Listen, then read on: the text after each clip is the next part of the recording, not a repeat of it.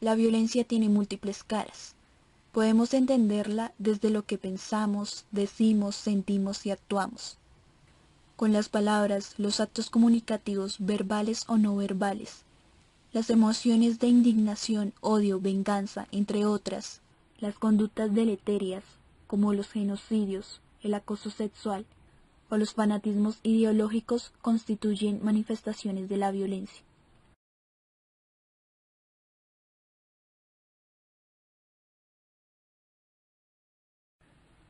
La guerra es considerada la forma más brutal de violencia porque acaba directamente con la vida de las personas. Un estremecedor episodio de guerra ocurrió el 26 de abril de 1937 en Guernica, población española, la cual fue bombardeada durante 3 horas seguidas por aviaciones alemanas que estaban al servicio de Franco. Por primera vez en la historia militar, un poblado civil es totalmente sometido a un diluvio de bombas.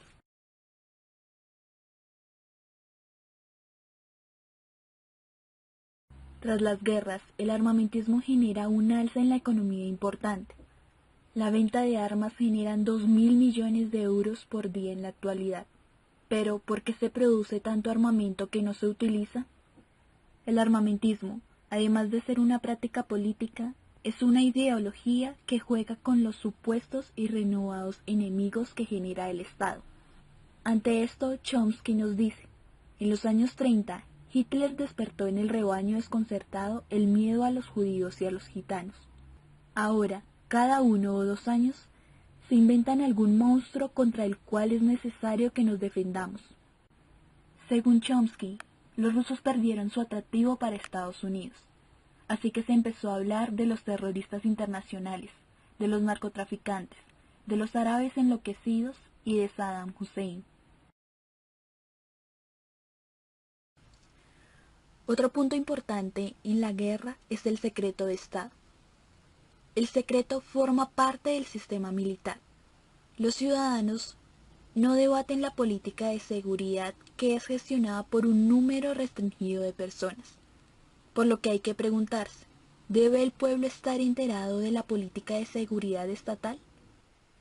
Cuando la legitimidad democrática está en manos de la fuerza militar, surge el ideal de que, para legitimar las aspiraciones, hay que recurrir a las armas, como lo hicieron, por ejemplo, las guerrillas. La guerra también genera tácticas de terror de masas. Entre ellas está la propaganda gubernamental. Un ejemplo de ello fue la presidencia de Wilson en los Estados Unidos.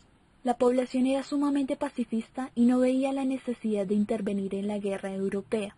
Pero dicho presidente, valiéndose de una propaganda gubernamental, hizo que en 6 meses la población se convirtiera en una histérica y belicista por eliminar los sindicatos y la libertad de prensa. Los gobiernos no han cumplido con su obligación de prevenir los conflictos, tampoco de garantizar los derechos humanos, ni de frenar la guerra o de crear condiciones permanentes de paz.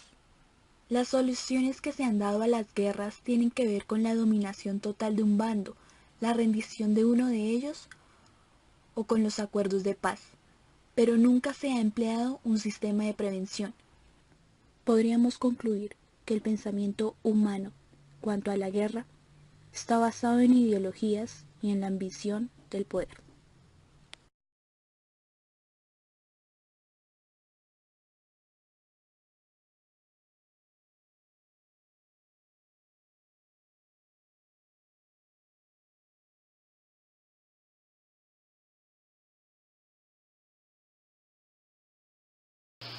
Buenos días.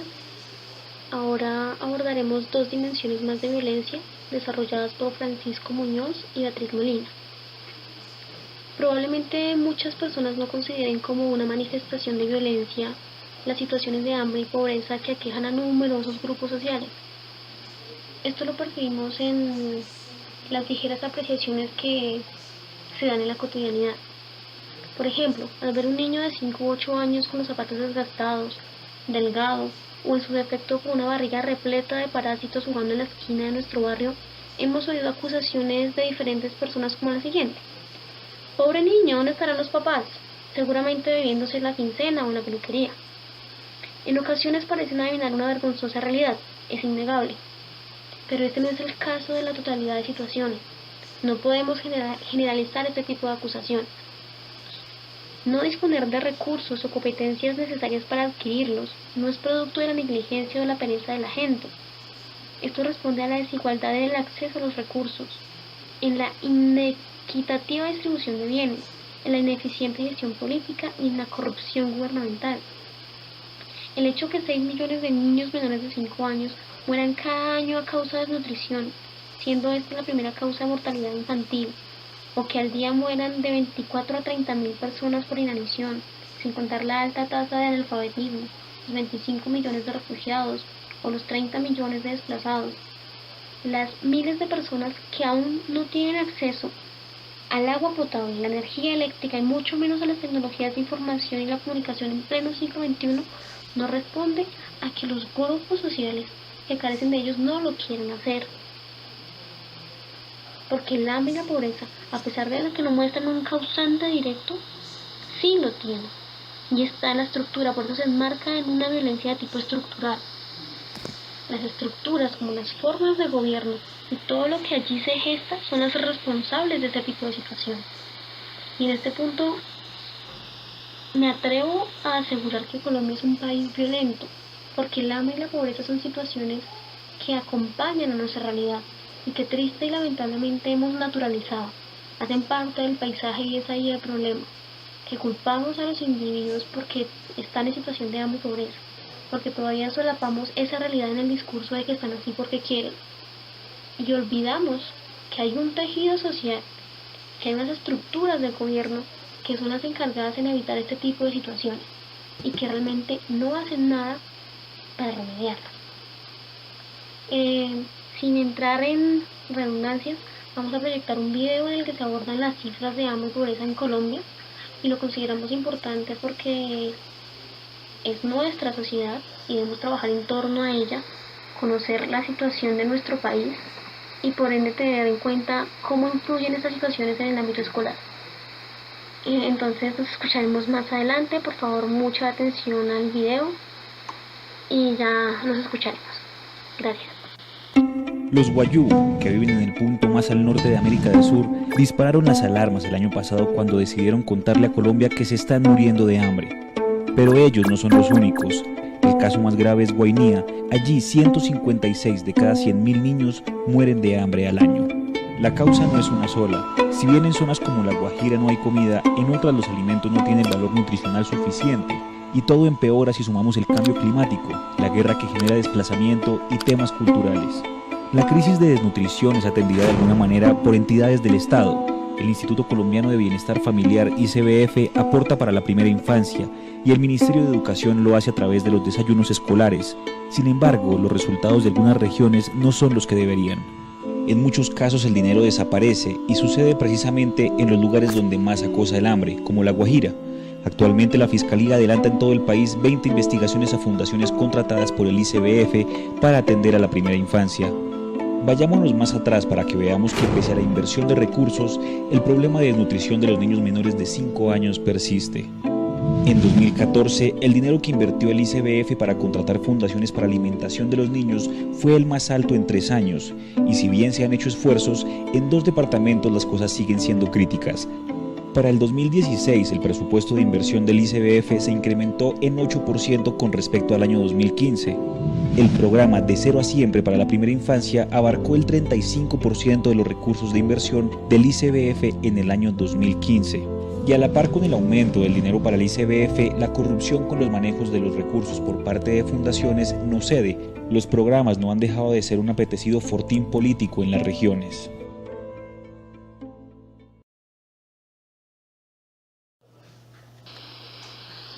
Bueno, como se pudo apreciar en el video, el hambre y la pobreza son parte de la realidad colombiana y parece que las medidas y acciones para remediar este tipo de situaciones no han dado los resultados suficientes. Y el hecho de haber acordado erradicar la pobreza extrema y el hambre como primer objetivo del milenio para cumplir en el 2015 no ha trascendido una intención política, no se ha materializado todavía. Y viene la pregunta, Si esto nos compete o no en el ejercicio docente, la respuesta es que sí, porque no debemos olvidar que el estado físico de los estudiantes, su estado nutricional es indispensable para su desarrollo cognitivo, además que su estado emocional y las dinámicas a las que se ven enfrentados en el seno familiar y social determinan sus procesos de aprendizaje. Es por eso que se debe reconocer que los procesos de enseñanza deben ser contextuales, deben reconocer y tener presente la realidad y el contexto de las personas a las que se dirigen. Y es algo a lo que la escuela y a lo que nosotros como docentes de formación debemos apostar. No debemos ver la escuela como algo fuera de la sociedad, sino como algo dentro de ella, que debe reconocer todas las dinámicas que allí se gestan y trabajar en torno a eso.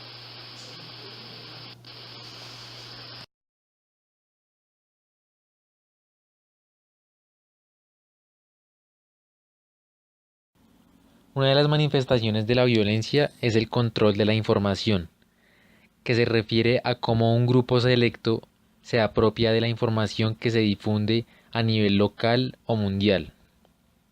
Y por lo tanto también se refiere a la manipulación de ideas y comportamientos de toda una ciudadanía.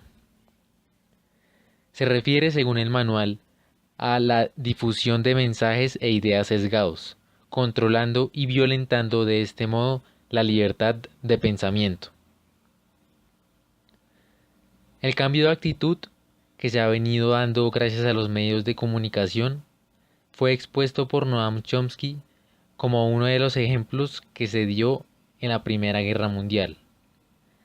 El mandatario Woodrow Wilson, presidente de los Estados Unidos, decidió que su país hiciera parte del conflicto.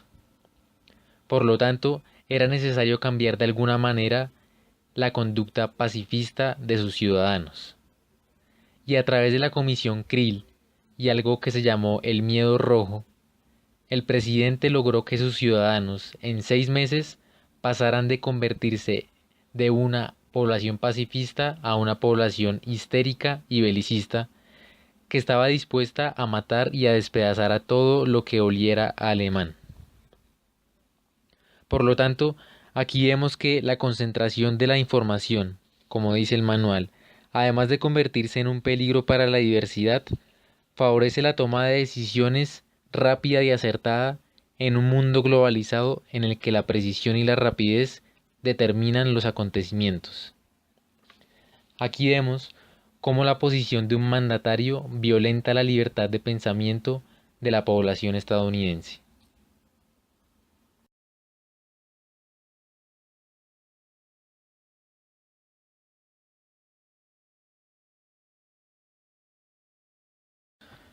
Otra de las manifestaciones de la violencia expuesta por el Manual de Paz y Conflictos es la violencia política, y es la entendida como un instrumento de orden y cambio social que podría ser utilizado tanto por los que detentan el poder como los que aspiran a poseerlo.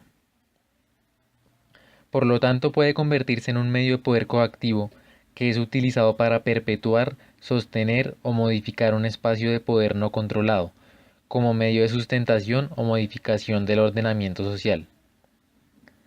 En el Manual de Paz y Conflictos se citan 3 tipos de violencia política. La primera es la que viene del Estado hacia la ciudadanía en acciones o en procesos como las dictaduras militares. La segunda es la violencia ejercida desde la ciudadanía hacia el Estado, que se manifiesta en las rebeliones de las guerrillas o en actos terroristas. Y por último está la violencia que se trata entre 2 sectores que han sido polarizados en una misma ciudadanía, lo que da origen a las guerras civiles. La pregunta sería si en Colombia se han encontrado una de esas o las 3 al mismo tiempo. Una de las ideas expuestas por William Ospina en ¿Dónde está la franja amarilla? Fue que el periodo conocido como la violencia no fue precisamente una guerra entre liberales y conservadores, sino más bien una guerra entre liberales pobres y conservadores pobres, instigados por los liberales y conservadores que se asentaban en el poder. Se dice que los liberales pobres y conservadores pobres tenían en sus labios el discurso de los poderosos para poder matarse entre ellos. Fue Gaitán el que entendió que el principal enemigo de la sociedad colombiana, dice Ospina, era ese bipartidismo aristocrático cuyos jefes formaban en realidad un solo partido de dos caras, hecho para saquear el país y beneficiarse de él a espaldas de las mayorías. Y no solo eso, además de que el poder de dos caras se cerró a cualquier oposición legal, lo que reforzó la oposición ilegal que llevó a cabo la creación de las guerrillas como las FARC.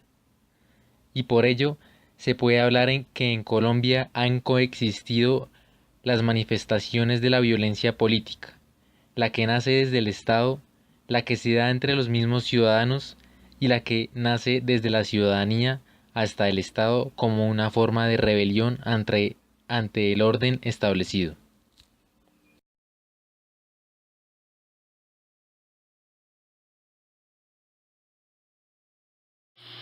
En este punto vamos a hablar de la violencia personal y doméstica, la cual hace referencia a cualquier forma de coerción psicológica, económica, sexual o física dentro de una relación íntima en la que se ocasiona daño o se controla la conducta de una persona. Este tipo de violencia se puede dar entre cónyuges, de padres y madres hacia sus hijos u otros menores, y también de los más jóvenes hacia sus madres, padres o adultos mayores como sus abuelos, o entre otras personas que están en condición de vulnerabilidad. Esa manifestación de violencia, al gestarse en un ámbito privado, como no es la casa o el hogar según prefieran llamarlo, es una de las más difíciles de identificar y por ende de remediar. A continuación se proyectará un video en el que se reconocerá una manifestación de violencia personal y doméstica que la mirada equívoca de muchas personas no se consideraría como tal. Sería bueno que la comentaran porque ha generado mucha controversia últimamente, y acá es importante tener en cuenta el término de consentimiento, y el no es no. Nos escuchamos más adelante.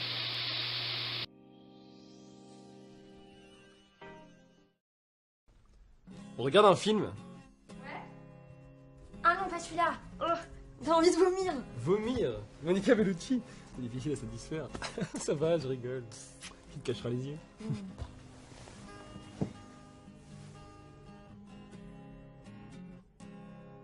En plus, j'ai déjà vu ce film.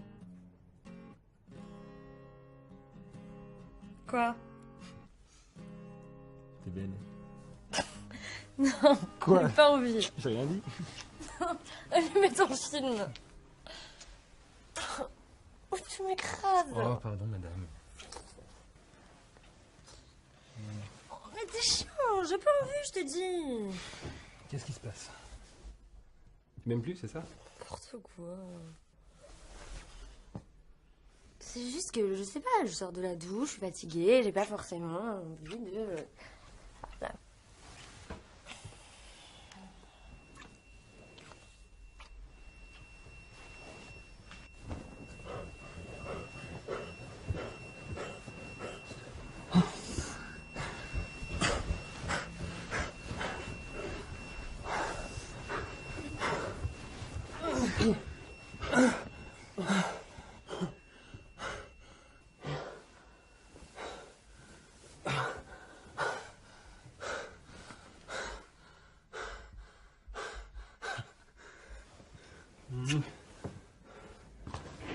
Bon.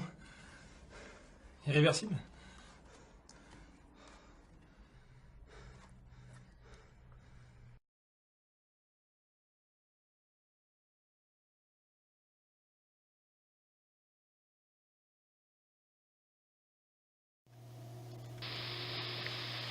Bueno, espero que hayan comentado el video, que era la idea. Y pues es triste lo que voy a decir, pero todavía hay personas que afirman que la situación representada en el video no es violencia, por el hecho de que no se opone, entre comillas, la suficiente resistencia. Apreciación errada, ya que la violencia personal va más allá del plano físico, implica también el maltrato psicológico, verbal, relaciones sexuales no deseadas o no consentidas, como es este caso. Y vemos, o como todos sabemos, el no tiene una carga semántica universal de negación y por ende debería ser suficiente para frenar este tipo de acciones. Mucha gente podría decir que ella aceptó el acto sexual, pero es evidente que no lo quería porque desde el inicio dijo que no. Además, vemos cómo hay cierto maltrato psicológico por parte de la persona que ejerce la violencia en este caso, al decir o al preguntar de manera manipuladora, ya no me quieres, porque esto controla la conducta de la otra persona. Bueno, sin ahondar en el video, porque es mucho más grato si se hace en persona, también es importante recordar que la violencia personal también incluye la destrucción de propiedades, el control al acceso del dinero, el aislamiento social. Y sí, es mucho más visible en mujeres, pero esto no quiere decir que no involucre a los niños o a los adultos, hombres. Para atender esta manifestación de violencia, se invierte mucho, o no se invierte mucho en realidad, pero se genera un excesivo gasto público, en el que son atenciones médicas, acompañamiento policial y judicial.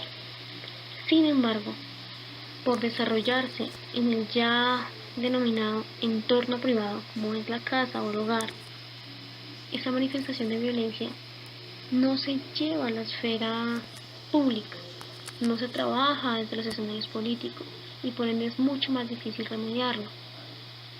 Algo que todavía se debe trabajar y no como un capricho, sino como una necesidad para que este tipo de cosas no se sigan generando. A continuación se proyectará un pequeño video muy importante al cual debemos apuntarle, ponerle toda la atención, porque tiene una incidencia terriblemente importante en la escuela. Nos escuchamos más adelante. ¿Sos idiota o te haces? Estas son mis cosas, mis herramientas, y no se tocan. Sos tonto, no te da la cabecita. ¿Y ahora qué? ¿Te vas a poner a llorar? Me da vergüenza, ¿sabes? Mira, estoy harto de decirte las cosas. No sé a quién saliste. Parece que lo hicieras a propósito.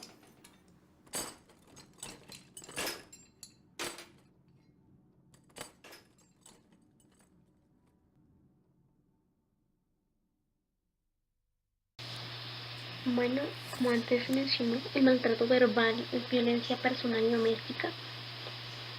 Y es en este punto en el que se debe establecer que los niños se construyen a partir del concepto que tienen de ellos los adultos. Por ello es que las palabras de sus madres y padres como principales referentes se instalan en su mente y modelan no solamente su autoconcepto, sino también el comportamiento que a futuro llevarán en el aula. Es por ello que al enfrentarnos a situaciones conflictivas en el aula, por ejemplo, cuando un estudiante es agresivo con sus compañeros, o en su defecto es un niño introvertido o aislado, debemos o tenemos la responsabilidad de indagar la procedencia de su conducta, de su comportamiento, ya que detrás puede estar este tipo de situaciones, que muy posiblemente el estudiante no las vaya a comentar al docente, pero sí es nuestra responsabilidad buscar los detonantes de su comportamiento y no suponer, como siempre se hace, que sus conductas son explosivas y vienen de la nada, porque es eso lo que muchas veces hacen los docentes en un mal ejercicio de su quehacer profesional y no se remedian este tipo de situaciones, todo lo contrario, se vuelven mucho más graves, mucho más conflictivas y muchas veces irremediables. De allí la importancia de tener siempre presente que la conducta de un estudiante deriva de otra que muy posiblemente viene del seno de su familia o de otro espacio social. Y esto fue todo en lo referente a la manifestación de violencia personal y doméstica, y pues espero que en algún momento se pueda hablar más a profundidad. Gracias.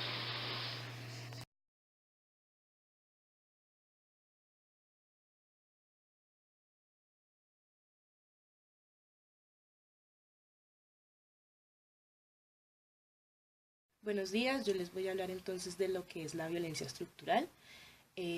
Según el autor, cita a un investigador para la paz que se llama Johan Galtung. Este investigador lo que dice es que antes de que la violencia estructural aparezca, existe entonces la violencia directa. La violencia directa es todo lo que tiene que ver con la guerra principalmente. Armamentismo, combates, etc. En Colombia podríamos reflejarlo como grupos paramilitares, guerrilleros y demás, pues que de alguna manera u otra reflejan directamente lo que es la violencia. Ya para la violencia estructural, Galtung habla de la jerarquización que sería como gubernamental, en este caso, es donde se ve la injusticia social y es totalmente indirecta. O sea que no es visible. Podríamos ejemplificarla con lo que es la noticia esta de los niños con alta tasa de desnutrición en La Guajira, los altos costos o tarifas del servicio de Transmilenio, que por cierto es muy malo. La sociedad se desintegra, cada familia en pie de guerra. En sí, la violencia estructural es la desigualdad económica del país, como en un ejemplo más exacto. Está condicionada por las ambiciones de los políticos principalmente, y también es como la insatisfacción de necesidad de la persona pues que está en un rango jerárquico alto.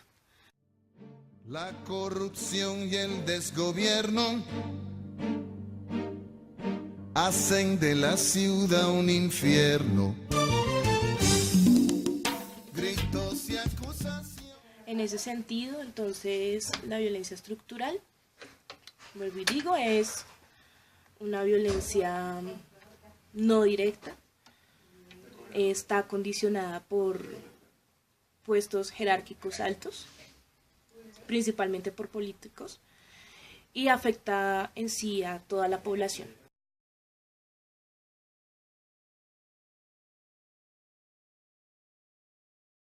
Corresponde hablar sobre una interpretación unitaria de la violencia. Se puede decir que cada potencial de realización humana en la paz tiene un correlato negativo en la violencia.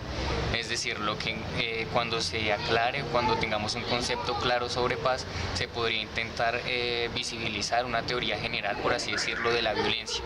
No obstante, por el momento es muy difícil encontrar esta teoría porque el humano como tal es muy diverso, ¿sí? Tiene concepciones étnicas diferentes, religiosas, culturales, que lo que hacen es dificultar el proceso de encontrar una matriz general de por qué se da la violencia. Por otro lado, tenemos que cada acción positiva entonces va a tener un correlato negativo. En ese sentido, para encontrar una matriz general de la violencia o una teoría general de la violencia, lo que debemos hacer primero que todo es definir el concepto de violencia, segundo, ampliar el concepto de conflicto, y tercero, tener en cuenta toda la violencia y todas las concepciones o caras que se han tenido de la violencia. En las exposiciones pasadas nos hemos dado cuenta que la violencia ya no se trata solamente de hablar de guerra, sino que ya se puede hablar de violencia doméstica, de violencia simbólica, de violencia estructural, de violencia de género, cuando hablamos de todo ello de la feminización de la pobreza.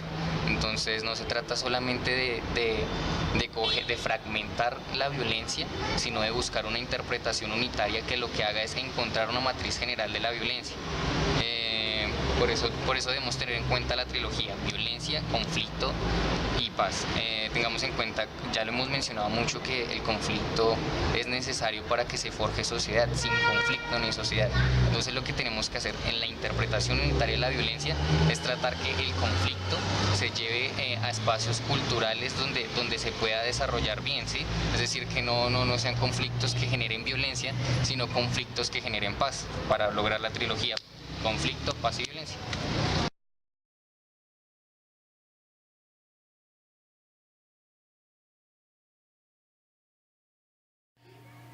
Bueno, frente a la globalización y la violencia, entiéndase por globalización como un proceso económico, tecnológico, político y cultural a escala mundial que consiste en la creciente comunicación e interdependencia entre los distintos países del mundo, uniendo sus mercados, sociedades y culturas a través de una serie de transformaciones sociales, económicas y políticas que les dan un carácter global. En ese sentido, se refleja en todos los dominios sociales, desde lo económico a lo político, lo legal, lo militar y lo ambiental. La globalización es multifacética, no se puede concebir como una condición singular. De acuerdo con lo anterior, esta condición crea un tipo de violencia estructural donde, por medio del efecto que genera la globalización directamente en los aspectos de vida social, las élites se consagran jerárquicamente y crean un incremento de fenómenos de desigualdad y estratificación, lo cual genera nuevos modelos de inclusión y exclusión, de nuevos ganadores y perdedores. Buenos días, chicos.